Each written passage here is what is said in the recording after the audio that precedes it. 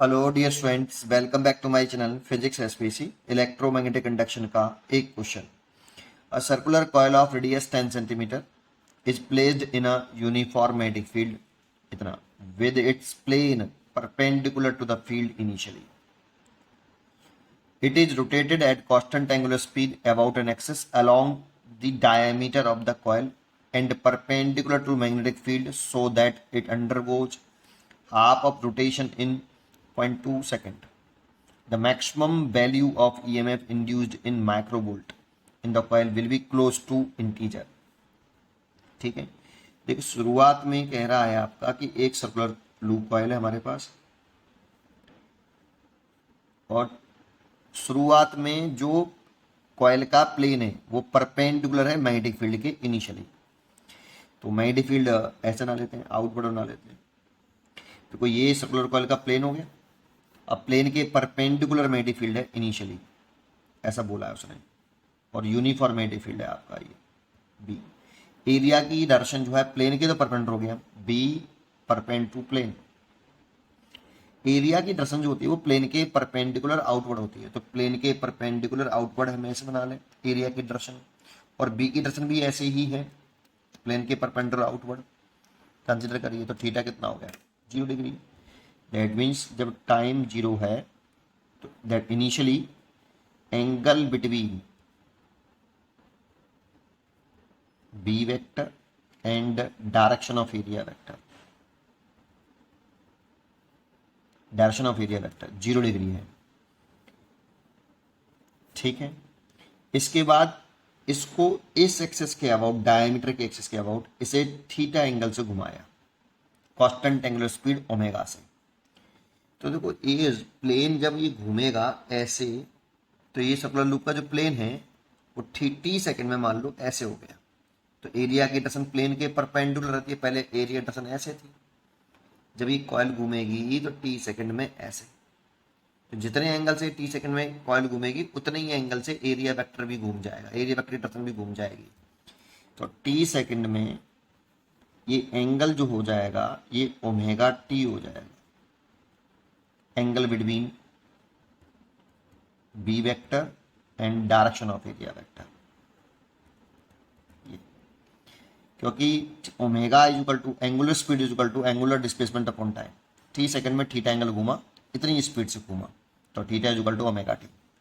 तो फ्लक्स जो हो जाएगा इनिशियल फ्लक्स तो फाइव बराबर बी ए कॉस 0 डिग्री। यहाँ पे जो थीटा लेते हैं वो बी और एरिया के डायरेक्शन बीच में एंगल लेते हैं, तो फ्लक्स कितना हो जाएगा बी ए कॉस थीटा की value omega T. T second बाद इतना फ्लक्स होगा।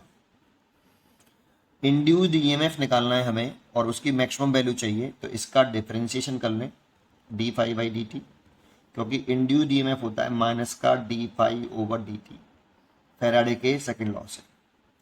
तो D phi by D T तो करें तो B A cos omega T का डिफरेंशिएशन, तो कॉस ओमेगा टी का डिफरेंशिएशन कर लें तो sine omega T, omega T का द्वारा से करेंगे क्योंकि यहाँ पे टी ओमेगा टी है, तो ओमेगा टी का करेंगे तो टी का 1 हो जाएगा, तो ओमेगा आगे आ जाएगा। D five by D T इतने आ गए।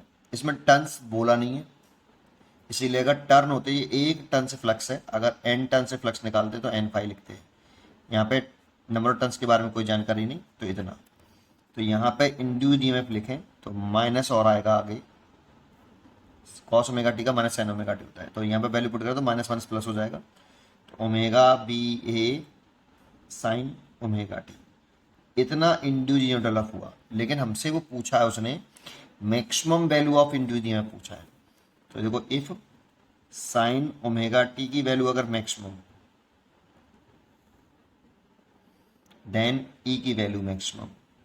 तो साइन ओमेगा टी की मैक्सिमम वैल्यू होती है +1, साइन की टेबल में सबसे बड़ी वैल्यू +1 होती है, इसीलिए ई की मैक्सिमम वैल्यू हो जाएगी ओमेगा बी ए। इसे हम ई नॉट बोल देते हैं और इक्वेशन बना लेते हैं ई बराबर ई नॉट साइन ओमेगा टी। बस वैल्यू पुट करनी है, अब यहाँ पर पुट कर दो। अच्छा, हमें ये जो दे रखा है ना 0.2 second, it undergoes half of the rotation 0.2 second. तो जानते हो ये टाइम पीरियड का आधा दे दिया। कंप्लीट एक रोटेशन करने में जो समय लगता है उसे कैपिटल टी बोलते हैं, तो आधा रोटेशन करने में कितना समय लगेगा टी बाई 2। ये जो हमें समय दे रखा है वो t/2 दे रखा है 0.2 सेकेंड। हाफ रोटेशन में बेटा, एक कंप्लीट रोटेशन में होता है वो कैपिटल टी होता है, तो हाफ रोटेशन में आधा होगा, तो t इक्वल टू 0.4 सेकेंड।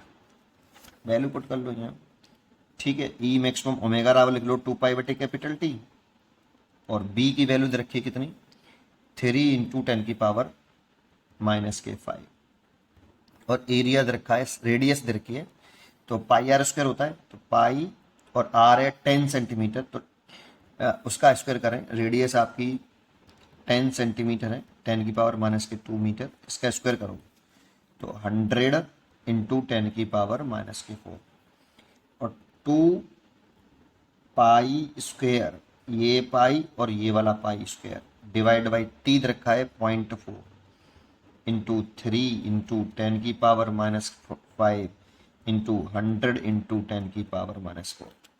बस कैलकुलेशन करनी है। इस पॉइंट को उठा लो तो यहाँ एक जीरो और आ जाएगी भाई, 2 से ये कट गया 2 बार। π² को ले सकते हैं हम नियरली 10, तो इसकी जगह पे 10 लिख देता हूँ, π² उठा के यहाँ मैंने 10 लिख लिया। देखो 3 जीरो ये हो गए, 1 जीरो ये हो गया, ये पूरा कट गया। इसका इसमें डिवाइड करो तो ये 1.5 आ गया, और 10⁻⁻5 इतना वोल्ट आया।